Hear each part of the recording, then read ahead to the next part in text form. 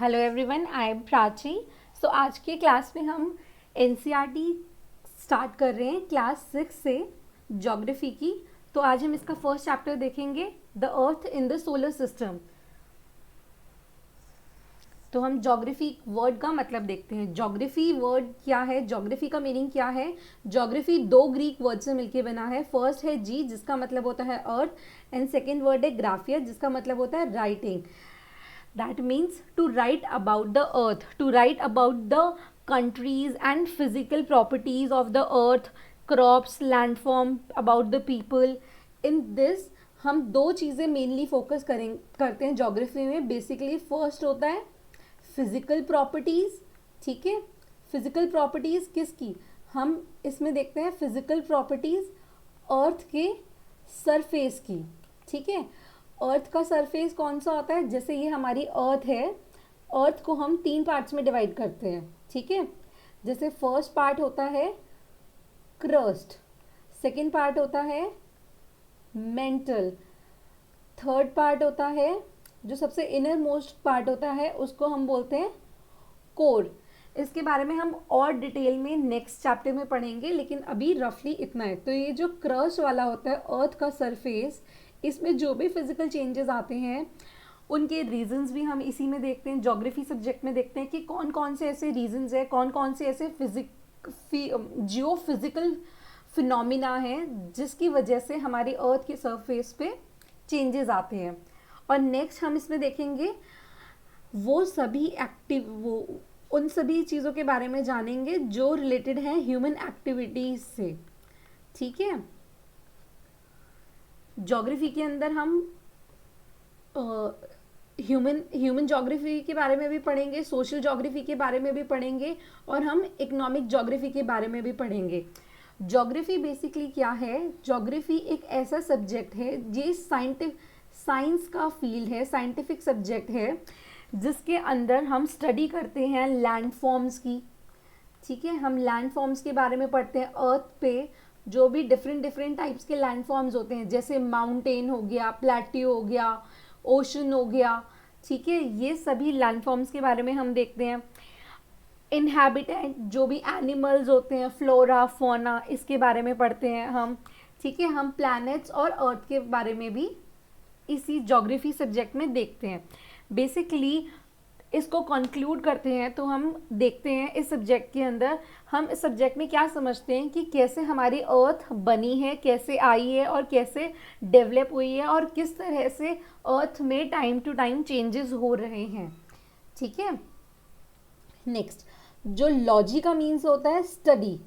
जियो का मतलब हमने ऊपर देखा था, जियो का मीन्स होता है अर्थ। जियोलॉजी जब वर्ड मिल जाता है, जियोलॉजी इज अ वर्ड जिसका मतलब होता है स्टडी ऑफ द अर्थ, जिसमें हम अर्थ के बारे में पढ़ते हैं। ज्योग्राफी इज, अब ज्योग्राफी और जियोलॉजी में डिफरेंस क्या है कि ज्योग्राफी के अंदर ना हम अर्थ के सरफेस के बारे में देखते हैं। ठीक है, अर्थ सरफेस में ज़्यादा पढ़ते हैं, अर्थ सरफेस के बारे में ज़्यादा पढ़ते हैं। और जियोलॉजी के अंदर हम टोटली पूरी ऑल ओवर जो अर्थ है उसके बारे में सारी इंफॉर्मेशन लेते हैं। मेट्री का मीन्स होता है मेट्रिया, दैट मीन्स होता है measurement. Geo means earth, geometry means measurement of the earth. Geoid, oid का मीन्स होता है resembling the shape or a form of earth. Geoid basically क्या होता है, जियोइड इज अ वर्ड जिसका मतलब होता है कि अर्थ के शेप का। ठीक है,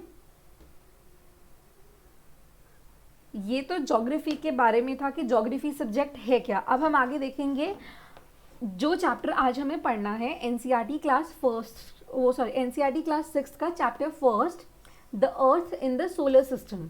राइट, तो सोलर सिस्टम क्या होता है और अर्थ क्या होता है। अर्थ तो जनरली सबको पता ही है कि अर्थ क्या होती है, जिसमें हम रहते हैं। हमारा से सारी चीज़ें जो ज़रूरत की होती है वो सारी चीज़ें हमें अर्थ में मिलती है। ज़रूरत की चीज़ें कैसे, जैसे सबसे पहले हमें ज़िंदा रहने के लिए क्या चीज़ चाहिए, हमें ब्रीदिंग बहुत ज़्यादा ज़रूरी है, ब्रीथ, उसके लिए हमें एयर, बेसिकली ऑक्सीजन हमें अर्थ पे अवेलेबल होती है, water and favourable weather condition. ठीक है, जिसकी वजह से हम अर्थ पे, हम ह्यूमन सर्वाइव कर पाते हैं। ठीक है, आज के क्लास में हम ये इन सभी टॉपिक्स के बारे में डिस्कस करेंगे, जैसे अर्थ क्या होती है, सोलर सिस्टम क्या होता है, सन क्या होते हैं, moon, full moon, new moon, star, celestial body, constellation, pole star, planet, asteroids, meteoroids, galaxy, universe and satellite, ये सारे टॉपिक्स आज हम कवर करेंगे। तो हम जानते हैं सेलेस्टियल बॉडीज से स्टार्ट करते हैं। सेलेस्टियल बॉडीज क्या होती हैं? सेलेस्टियल बॉडीज वो हेवनली बॉडीज होती हैं, इसको सेलेस्टियल बॉडीज को हम हेवनली बॉडीज भी कहते हैं। हेवनली बॉडीज वो ऑब्जेक्ट्स होते हैं जो कि स्पेस में होते हैं, ठीक है, जैसे कि सन, मून, प्लैनेट्स, स्टार्स। स्पेस में जो भी हमें ऑब्जेक्ट्स नजर आते हैं उनको हम सेलेस्टियल बॉडी कहते हैं, ठीक है। They form a part of vast universe, ये सभी मिलके एक यूनिवर्स का पार्ट बनाते हैं, ठीक है। ये सभी मिलके एक यूनिवर्स का पार्ट हैं जो कि एक यूनिवर्स बनाते हैं जिस पे हम रहते हैं, ठीक है। हम यूनिवर्स का एक छोटे से पार्ट में रहते हैं, ठीक है, जो हमसे बहुत दूर है। यूनिवर्स हमसे बहुत दूर है, ठीक है, लेकिन हम यूनिवर्स के छोटे से पार्ट में रहते हैं।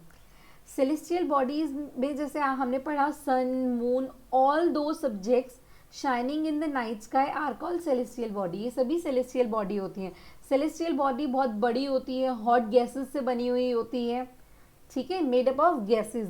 सेलेस्टियल बॉडी गैसेस से बनी हुई होती है। नाउ कम नेक्स्ट है स्टार के बारे में। स्टार क्या होते हैं? स्टार सेलेस्टियल बॉडीज होती हैं। हमने जाना सेलेस्टियल बॉडीज क्या होती है। सेलेस्टियल बॉडीज ऑब्जेक्ट्स होते हैं, ठीक है, जो हमें नजर आते हैं, हमने आगे देखा, ठीक है, स्पेस में। अब नेक्स्ट है स्टार्स। स्टार्स क्या होते हैं? जो बहुत बड़े होते हैं और बहुत ही हॉट होते हैं। स्टार्स की सबसे सिग्निफिकेंस बात क्या होती है कि इनकी अपनी खुद की हीट और लाइट होती है, ठीक है। ये अपनी हीट और लाइट से दूसरों चीज़ों मतलब दूसरे जो ऑब्जेक्ट्स हैं उनको लाइट प्रोवाइड करते हैं, ठीक है, लेकिन इनको किसी एक्सटर्नल सोर्स पे ये डिपेंड नहीं होते हैं लाइट की। इनका स्टार्स का अपना खुद का इंटरनल सोर्स होता है लाइट के लिए, जैसे sun is a example of star, ठीक है। ये भी गैसेस से बने होते हैं, बहुत बड़े होते हैं और हॉट होते हैं, लेकिन सबसे इंपॉर्टेंट थिंग है इनकी खुद की हीट और लाइट होती है।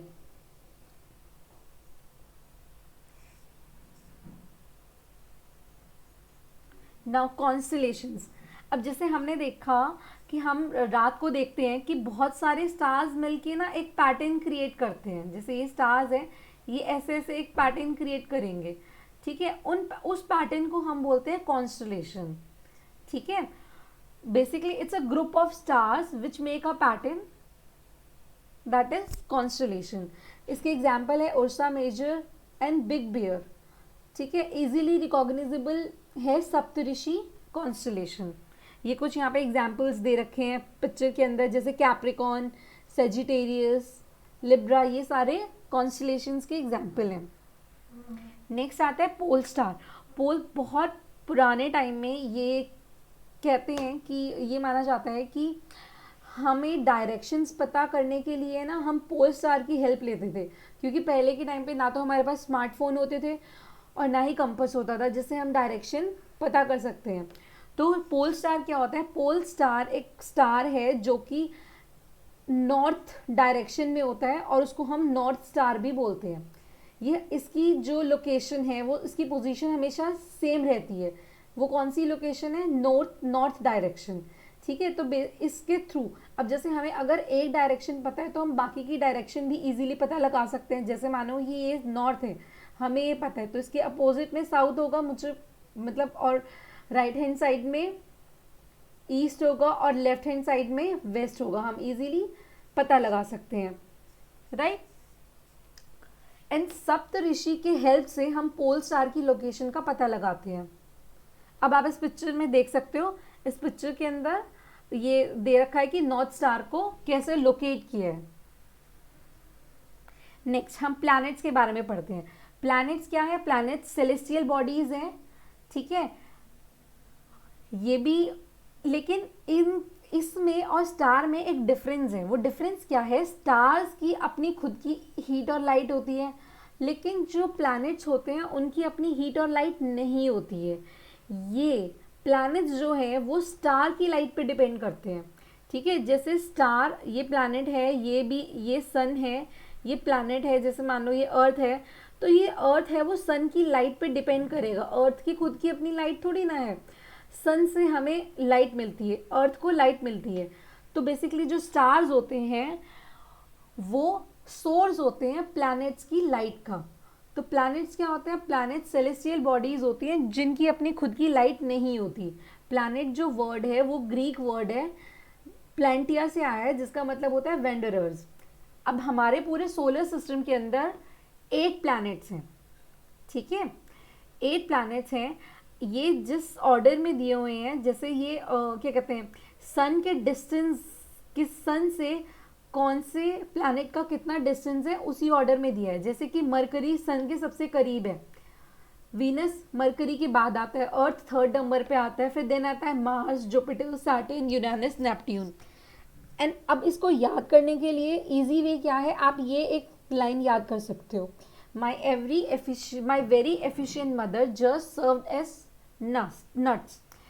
अब माई का एम है मरकरी, वेरी का वी है वीनस, एफिशिएंट का ई है अर्थ। इसी तरीके से सभी ये दिए हुए हैं। तो आप ये वाली स्टेटमेंट लर्न करके सभी प्लैनेट्स के नाम याद कर सकते हो।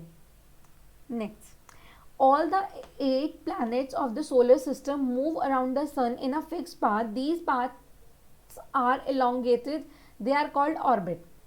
देखो, जैसे ये सन है, ये हमारे सोलर सिस्टम में सबसे बीच में होता है, फिर इसके बाद प्लैनेट्स होते हैं, ठीक है।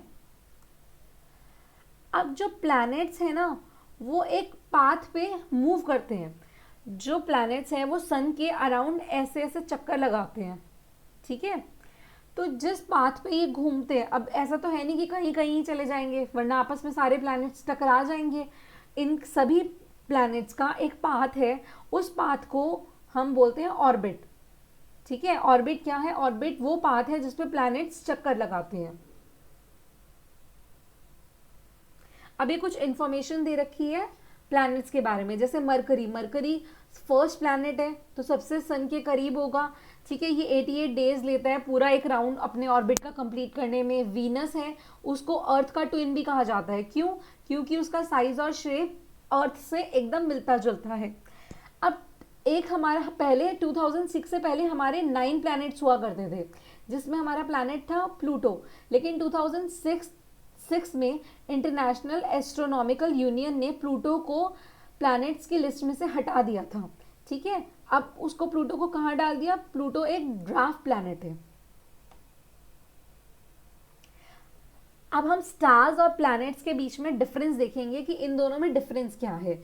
जैसे कि हमने पढ़ा था दोनों ही सेलेस्टियल बॉडीज हैं, लेकिन एक डिफरेंस है कि स्टार की अपनी खुद की लाइट और हीट होती है, लेकिन जो प्लैनेट्स होते हैं उनकी अपनी हीट और लाइट नहीं होते, वो एक्सटर्नल सोर्स पे डिपेंड करते हैं लाइट के लिए। और वो एक्सटर्नल सोर्स उनका कौन होता है? उनका एक्सटर्नल सोर्स स्टार होता है, ठीक है। Next, stars have hot having high temperature, ठीक है। स्टार्स का हाई टेम्परेचर होता है, इसी के कंपेयर में जो प्लैनेट्स हैं उनका लो टेम्परेचर होता है। स्टार्स हैं वो अपनी पोजीशन चेंज करते हैं, बट बहुत ही टाइम बाद चेंज करते हैं, लेकिन जो प्लैनेट्स हैं वो अपने ऑर्बिट में कॉन्स्टेंटली धीरे धीरे अपनी पोजीशन चेंज करते ही रहते हैं, ठीक है। जैसे स्टार्स हैं, स्टार्स मैटर से बने हैं। कौन कौन से मैटर से बने हैं? जैसे हाइड्रोजन, हीलियम और बहुत ही लाइट एलिमेंट होते हैं। तो स्टार्स के लिए कौन से एलिमेंट्स यूज होते हैं? स्टार्स के लिए वो एलिमेंट्स यूज होते हैं मैटर के जो बहुत ही लाइट होते हैं, ठीक है। और वहीं पे प्लैनेट्स के अंदर क्या होता है? ये कंटेन होता है सॉलिड से, तो इसके अंदर बेसिक ऑब्वियसली सॉलिड एलिमेंट्स होंगे, जैसे लिक्विड, गैसेस, राइट। नेक्स्ट, अब हम देखेंगे सोलर सिस्टम क्या होता है। तो आपको इस पिक्चर में नज़र आ रहा होगा कि ये हमारा सन है, ये हमारी यहाँ अर्थ दे रखी है, और ये सभी प्लैनेट्स जो दिए हुए हैं वो सन के आसपास चक्कर लगा रहे हैं। तो ये पूरा का पूरा डायग्राम डिफाइन करता है हमारे सोलर सिस्टम को, जिसमें हमारी अर्थ आती है। ठीक है, सोलर सिस्टम क्या होता है, सन 8 प्लैनेट्स आते हैं जिसमें, इसमें सैटेलाइट्स भी आती है और भी सेलेस्टियल बॉडीज होती है स्पेस में, जैसे कि एस्ट्रॉइड्स एंड मेट्रॉइड्स, वो सभी मिलके एक सोलर सिस्टम बनाते हैं। इसको हम सोलर फैमिली भी कहते हैं। जो जैसे प्लैनेट, सैटेलाइट, एस्ट्रॉइड, ये सारे क्या हैं, ये सोलर फैमिली है। और सोलर फैमिली का हेड कौन है, सन। ठीक है, क्योंकि वो उसी के आसपास पूरे चक्कर लगा रहे हैं।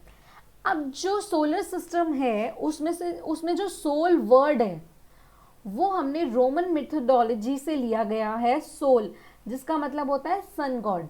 सोलर का मतलब होता है रिलेटेड टू सन।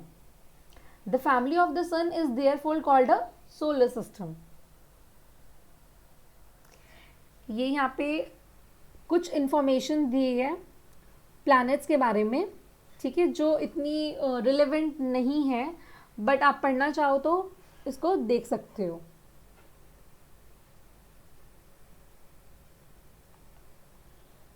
अभी यहाँ पे एक चीज़ दी है, एक होते हैं इनर प्लैनेट्स, एक होते हैं आउटर प्लैनेट्स। इनर प्लैनेट्स क्या होते हैं, जो सन के एकदम क्लोज होते हैं, ठीक है, और ये रॉक्स से बने हुए होते हैं। और आउटर प्लैनेट्स वो होते हैं जो सन से दूर होते हैं, और ये बहुत ही ह्यूज प्लैनेट होते हैं जो कि गैसेस और लिक्विड से बने हुए होते हैं। ठीक है,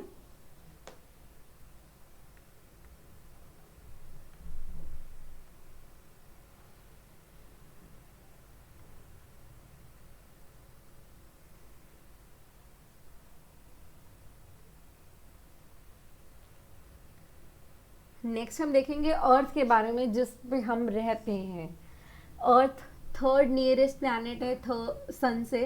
दैट मीन्स ये सन से थर्ड नंबर का प्लैनेट है। ठीक है, और ये साइज में 5th लार्जेस्ट प्लैनेट है। ठीक है, इससे पहले 4 और प्लैनेट्स आते हैं जो साइज में बड़े हैं। ठीक है, अब अर्थ की जो शेप होती है ना, उसको हम बोलते हैं जियोइड। अब वो जियोइड शेप होती क्या है, जैसे हमने बचपन में देखा है भाई, सर्कल, ट्राइंगल, रेक्टेंगुलर, ये सारी शेप से हम बहुत फैमिलियर है, लेकिन geoid is a different word. तो जियोइड शेप क्या होती है कि जो हमारी अर्थ है ना, वो स्लोप्स की साइड में ना थोड़ी सी फ्लैटन है। ठीक है, और साइड्स में ऐसे बल्ज है। तो ये जो शेप बनती है ना, वो होती है, मतलब जो पोल्स की तरफ है, यहाँ पे और यहाँ पे थोड़ा फ्लैटन है, ऐसे टोटली कर्व नहीं है। ठीक है, जैसे एक सर्कल पूरा कर्व्ड होते हैं, ये ऐसे कर्व नहीं है, ये इस शेप में है। ये बन नहीं पा रहा है मुझसे, ये डायग्राम सही बना है तो इसमें समझ गए होगे तुम लोग। ठीक है, geoid means earth like shape. अब यहाँ पे क्या होता है, फेवरेबल कंडीशन है जो हमारी लाइफ को सपोर्ट करती है। यहाँ पे फेवरेबल कंडीशन कैसे बनती है, क्योंकि और ना तो ज़्यादा हॉट है और ना ही ज़्यादा ठंडी है। यहाँ पे हमें वाटर और एयर प्रोवाइड होते हैं, जो कि हमारी सर्वाइवल के लिए बहुत ही ज़रूरी है। ठीक है, अर्थ को हम यूनिक प्लैनेट भी कहते हैं। ठीक है, अर्थ एक यूनिक प्लैनेट है। नेक्स्ट, अर्थ को हम ब्लू प्लैनेट भी कहते हैं। ठीक है, अब हम अर्थ को ब्लू प्लैनेट क्यों कहते हैं, जैसे आप इस पिक्चर में देखोगे, आपको मेजरली पोर्शन जो है ना वो ब्लू कलर का नज़र आ रहा होगा। Green portion, brown portion, white portion कुछ कुछ ही है। ठीक है, तो बेसिकली जो ब्लू पोर्शन है ना, ये वाटर बॉडी है, ओशन है। तो जो हमारी अर्थ है वो 2/3 सरफेस जो हमारी अर्थ का है वो पानी से घिरा हुआ है। दैट मीन्स वाटर बॉडी है। ठीक है, इसलिए हम अर्थ को ब्लू प्लैनेट भी बोलते हैं। The earth on which we live is a planet and it gets all its heat and light from the sun. जैसे ये तो हमने पढ़ा ही है पहले कि जो अर्थ है वो प्लैनेट है, और प्लैनेट अपनी हीट और लाइट किससे लेता है, स्टार से लेता है। और सोलर सिस्टम के अंदर एक ही स्टार है, वो कौन है, सन। ठीक है, अब हम सन के बारे में देखते हैं। सन सेंटर में है, ह्यूज है, और बहुत ही एक्सट्रीम हॉट गैसेस से बना है, तभी वो इतना गर्म है। ठीक है, अब क्या है कि जैसे देखो, अब कई बार हम ये सोचते हैं कि हम कोई चीज़ ऊपर फेंकते हैं। ठीक है, जैसे मानो मैंने पेन है, मैंने पेन को ऊपर उछाला, ठीक है, तो वो नीचे आता है। वो नीचे क्यों आता है, वो ऊपर ही क्यों नहीं चला जाता। या फिर हम है तो हम ऐसे ऊपर क्यों नहीं चले जाते हैं, हम नीचे अर्थ पे ही क्यों रहते हैं हमेशा, जबकि हमारी अर्थ गोल है। तो अगर मान के चलो हमारी अर्थ ऐसे यहाँ पे है, तो यहाँ वाला बंदा तो चलो समझ में आता नहीं गिर रहा, यहाँ वाला बंदा क्यों नहीं गिर रहा, इसको तो यहाँ गिर जाना चाहिए ना, लेकिन वो नहीं गिर रहा। क्यों? क्योंकि हमारे अर्थ के अंदर एक ऐसा पुलिंग फोर्स होता है जो हमें बाइंड करके रखता है, ठीक है, जो हमें अपनी तरफ खींच के रखता है, उसको हम बोलते हैं ग्रेविटेशन, ठीक है। इसी तरीके से जो सन है, सन के आसपास ये जो प्लैनेट्स घूमते हैं, वो क्यों घूमते हैं? सन के पास भी ऐसा एक फोर्स है, एक ऐसा पुलिंग फोर्स है जो इन प्लैनेट्स को अपने पास बांध के रखता है। इसी वजह से प्लैनेट सन के चारों तरफ चक्कर लगाते हैं और यूनिवर्स में इधर उधर नहीं चले जाते, ठीक है। The sun is the ultimate source of heat and light. अब जैसे देखो हम अपनी लाइफ में देखते हैं, हमारी लाइफ में रोशनी ही सन की वजह से आती है और हीट भी सनी की वजह से आती है, ठीक है। तो अल्टीमेट सोर्स कौन है सोलर सिस्टम के अंदर? लाइट का, सन, और हीट का भी। बट क्या है, बट देखो, but the tremendous heat is not felt much by Earth, because अब इतनी हीट है सन के अंदर कि ये हॉट गैसेस से बना है, लेकिन फिर भी हमें इसकी इतनी ज़्यादा हीट नहीं लगती है।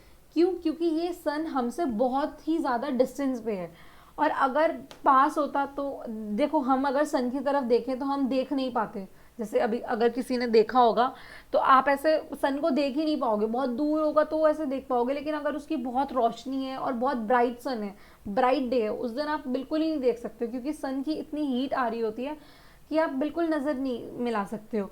अब वो हमें थोड़ी बहुत लगती है, क्यों? क्योंकि हम सन से बहुत ही डिस्टेंस पे हैं। अगर लेकिन हम सन के बहुत करीब अगर हमारा प्लैनेट होता है, जैसे मरकरी है, तो शायद हम पता नहीं सर्वाइव कर पाते या नहीं कर पाते। अब हम देखेंगे मून क्या होते हैं, ठीक है, चंदा मामा, जैसे हम बचपन से कहते हैं चंदा मामा, बट वो हमारा मामा मामा नहीं है, ठीक है, ये एक सैटेलाइट है, ठीक है। अब क्वेश्चन आता है कि सैटेलाइट क्या होते हैं, ठीक है। सैटेलाइट वो बॉडीज होती हैं, वो हेवनली बॉडीज होती है जो प्लैनेट के चक्कर लगाती है, ठीक है। जैसे हमने देखा प्लैनेट क्या होता है, जो सन के चक्कर लगाता है, ठीक है। अब मून क्या होता है? मून प्लैनेट के चक्कर लगाता है। समझ में आया? जिस तरह से प्लैनेट सन के चक्कर लगाती है, उसी तरह से मून प्लैनेट के चक्कर लगाता है। दैट मीन्स सैटेलाइट प्लैनेट के चक्कर लगाती है, किसी भी प्लैनेट के चक्कर लगाती है। और जो मून है वो हमारे अर्थ की सैटेलाइट है, ठीक है।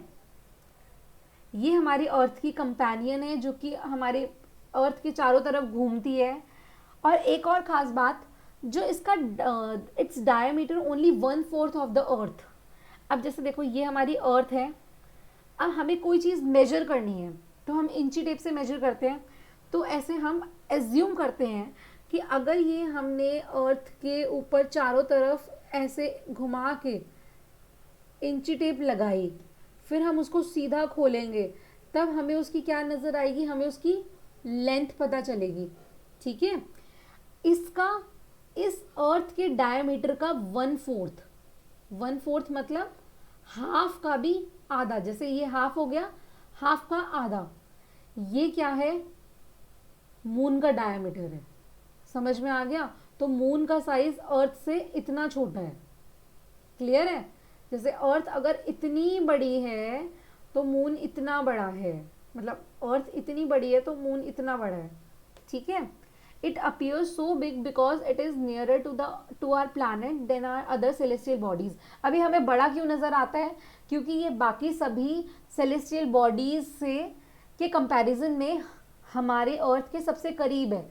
क्यों? क्योंकि ये सैटेलाइट है, इसीलिए करीब है। और अगर हम जाने इसका डिस्टेंस 3,84,400 किलोमीटर दूर है हमसे, ठीक है।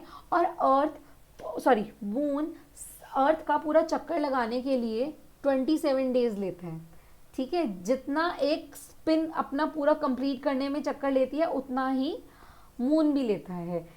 इसी वजह से हमें हमेशा मून की सिर्फ एक ही साइड विजिबल होती है। इसको हम और डिटेल में आगे जानेंगे कि मून कैसे कैसे अपनी शेप चेंज करती है। जैसे इस नेक्स्ट स्लाइड में हम देखेंगे, हाँ जैसे ये अर्थ के जैसे, हाँ देखो इस डायग्राम से आप है ना अच्छे से समझ पाओगे कि जैसे सन है, सन के अराउंड कौन घूम रहा है, अर्थ, और अर्थ के अराउंड कौन घूम रहा है, मून। ठीक है, मून क्या है, सैटेलाइट है। ठीक है, और अर्थ क्या है, प्लैनेट है। और सन क्या है, स्टार है। प्लैनेट स्टार के अराउंड घूमता है, और जो मून है वो, सॉरी सैटेलाइट है, वो प्लैनेट के अराउंड घूमती है। ठीक है, अब जैसे हमने जाना कि जो सन है वो, सॉरी मून है, वो 27 डेज लेता है एक अर्थ के पूरे कंप्लीट चक्कर लगाने में। और उसकी हर बार जब हम देखते हैं तो मून की शेप है ना अलग अलग नज़र आती है हमें। ठीक है, अब मून पे लाइफ फेवरेबल कंडीशंस नहीं है, सिर्फ अर्थ प्लैनेट है जिसके ऊपर फेवरेबल कंडीशन है। लेकिन मून पे क्या है, जैसे हम पिक्चर लेते हैं जब मून की, तो हमें मून की पिक्चर इस तरह से नज़र आती है। अभी देखो ये यहाँ पे क्या है, मून पे क्या बना हुआ है हमें समझ नहीं आ रहा। तो मून पे भी क्या होता है, लाइफ नहीं है, लाइफ के लिए फेवरेबल कंडीशन नहीं है। लेकिन मून पे माउंटेन्स है, प्लेन है, डिप्रेशन है, ये लैंड फॉर्म्स है जिसकी वजह से शैडो बनती है। जैसे कि ये माउंटेन हुआ तो इसकी शैडो यहाँ बन गई ना, तो इस वजह से इस तरह से पिक्चर आती है।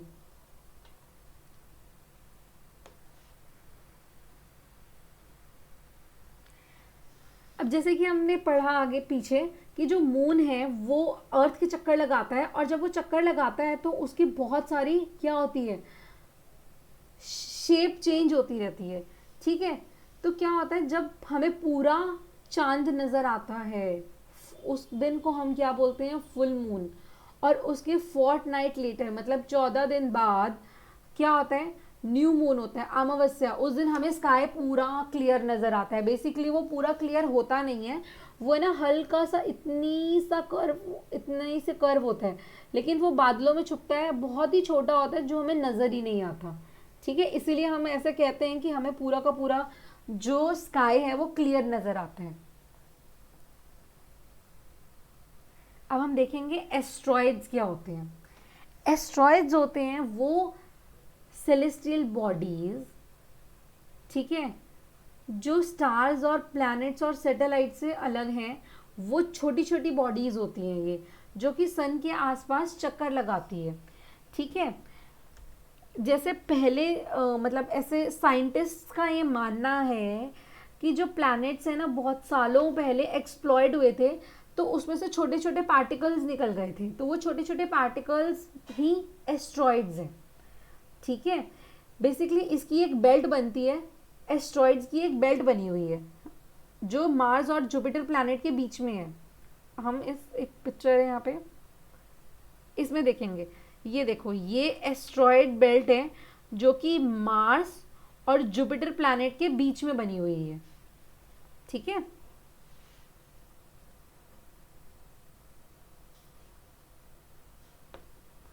अब हम देखेंगे मिटरॉइड्स। मिटरॉइड्स क्या होते हैं, मिटरॉइड्स भी छोटे छोटे रॉक्स के पीसेस हैं जो कि सन के आसपास चक्कर लगाते हैं, उसको हम मिटरॉइड्स बोलते हैं।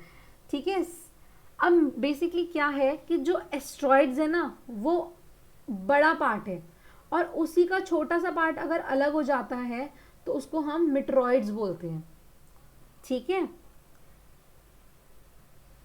अब यहाँ पे sometimes these meteoroids come near the earth and tend to drop upon it.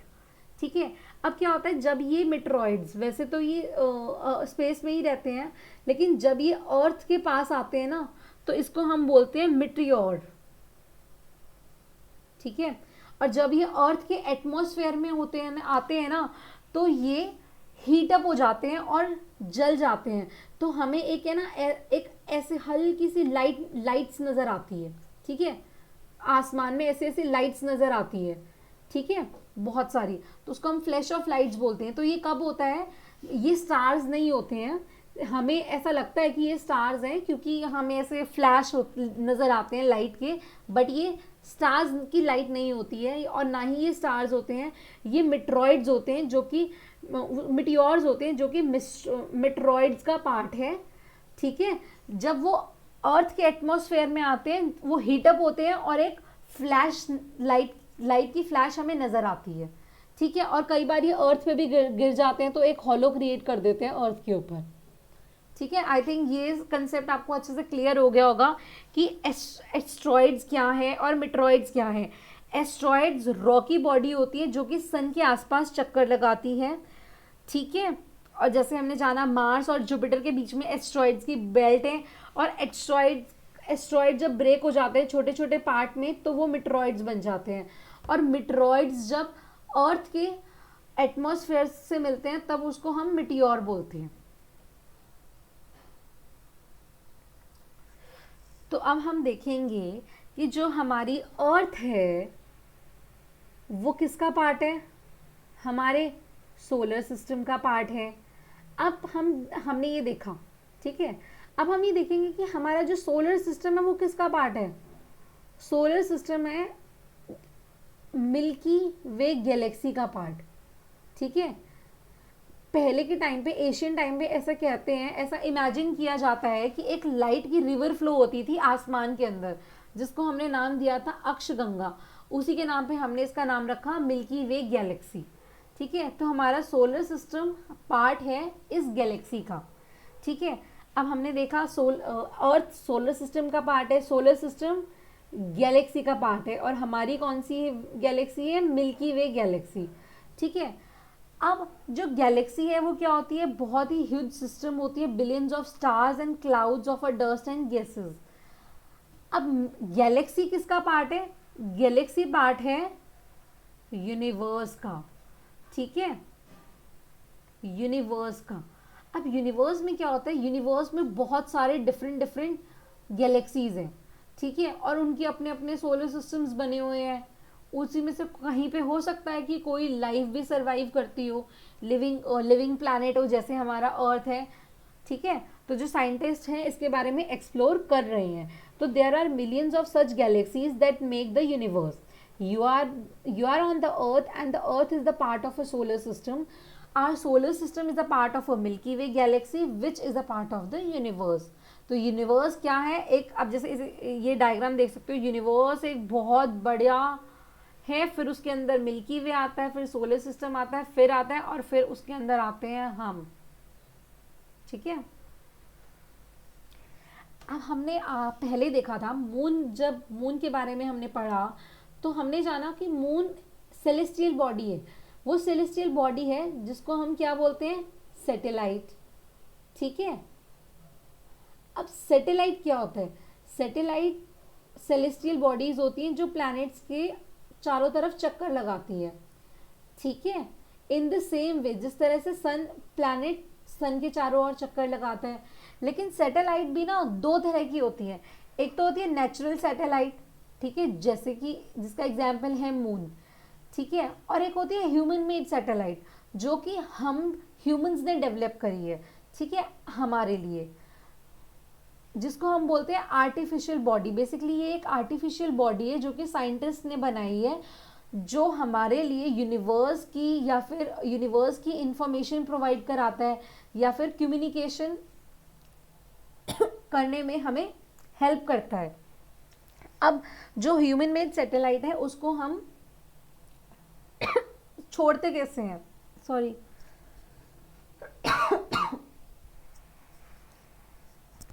उसको हम यूनिवर्स में छोड़ते कैसे हैं, ठीक है, रॉकेट के थ्रू, ठीक है।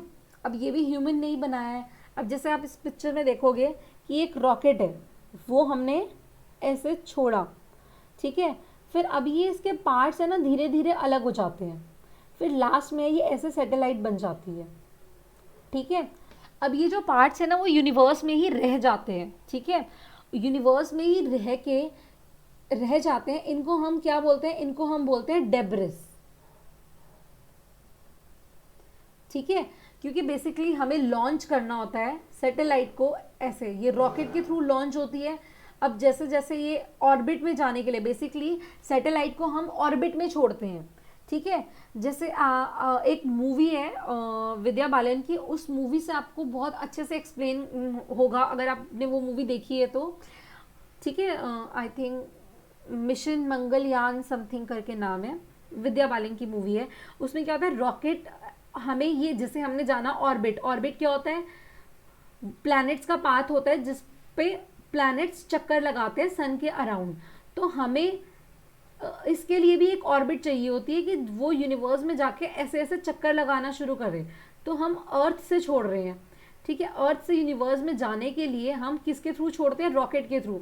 अभी रॉकेट के कुछ पार्ट्स हैं वो इधर उधर निकलते चले जाते हैं, जब तक वो एक्चुअल सैटेलाइट लॉन्च होती है वो ऐसी होती है। तो जो ये पार्ट्स हैं वो यूनिवर्स में रहते हैं, जिसको हम बोलते हैं डेब्रिस। और ये समटाइम्स क्या मतलब जब ये बहुत ज़्यादा इकट्ठे हो जाते हैं ना, तो ये यूनिवर्स में भी क्लटर इकट्ठा कर देते हैं, ठीक है।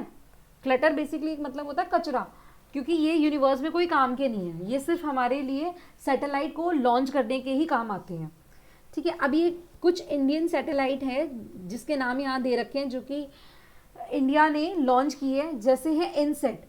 इनसेट का मतलब, इनसेट की फुल फॉर्म क्या है, मैं यहाँ लिख रही हूँ। इनसेट की फुल फॉर्म है इंडियन नेशनल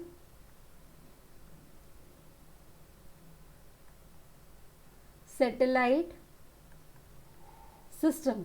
इनसेट की फुल फॉर्म है Indian National Satellite System. IRS की फुल फॉर्म है इंडियन रिमोट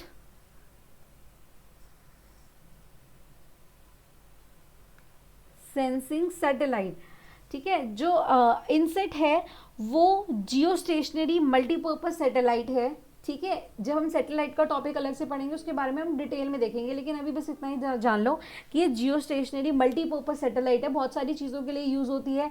और जो इंडियन रिमोट सेंसिंग सैटेलाइट है वो स्कैंड अर्थ और बाकी के जो सेलेस्टियल बॉडीज़ हैं उनको स्कैन करने के लिए यूज़ होती है। और ये एड्यूसेट है, ये है एजुकेशनल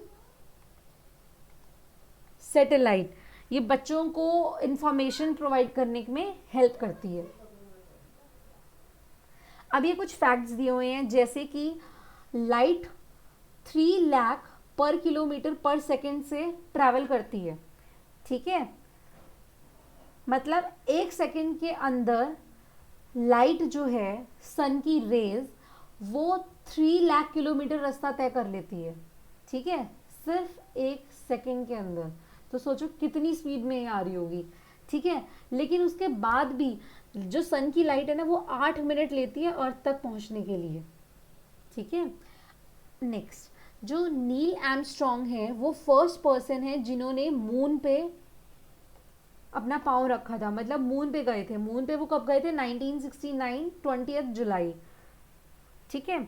नेक्स्ट, अब हम आसमान में देखते हैं कि बहुत सारे स्टार्स हैं, रात को वो चमक रहे हैं सन की तरह, बट हमें उनकी हीट और लाइट फील नहीं होती। हीट और लाइट क्यों, क्योंकि वो स्टार्स हैं जो चमक रहे हैं, स्टार्स की अपनी और हीट और लाइट होती है, लेकिन वो हमें फील नहीं होती जैसे हमें सन की फील होती है।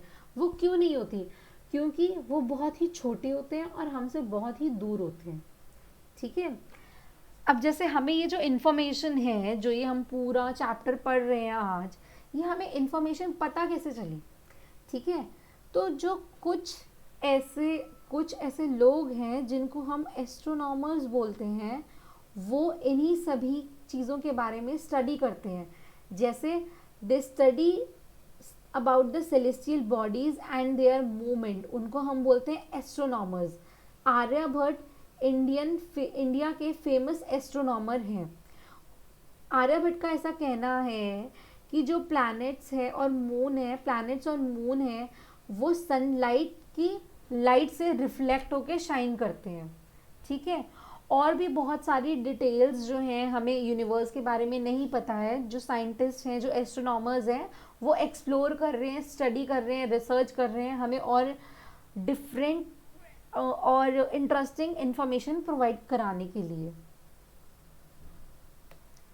नेक्स्ट, अब आपने ये क्या डू यू वॉन्डर, आपने देखा जैसे why can't we see the moon all those bright tiny objects during the day time, कि मून जो है वो तो सैटेलाइट है, ठीक है, लेकिन वो हमें दिन में नज़र क्यों नहीं आता, बताओ, पता है वो क्यों नहीं आता नज़र?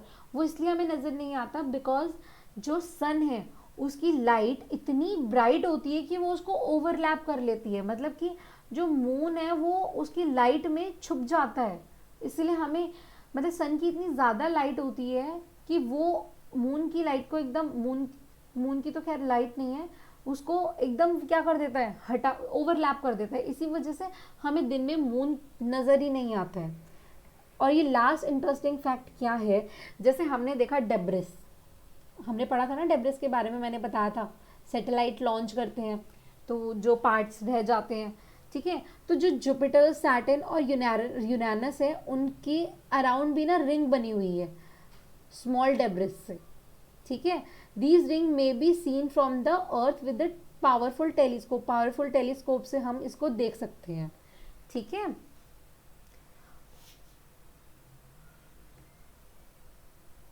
तो ये आज हमारे चैप्टर जो फर्स्ट चैप्टर है एनसीईआरटी का वो ख़त्म होता है। एंड अगर आपको मेरा लेक्चर पसंद आया हो तो आप इसे लाइक करो, शेयर करो, और आगे पूरी एनसीईआरटी के सीरीज़ को देखने के लिए चैनल को सब्सक्राइब करो ताकि आपको और भी इंफॉर्मेशन आती रहे, नोटिफिकेशन आती रहे। Thank you.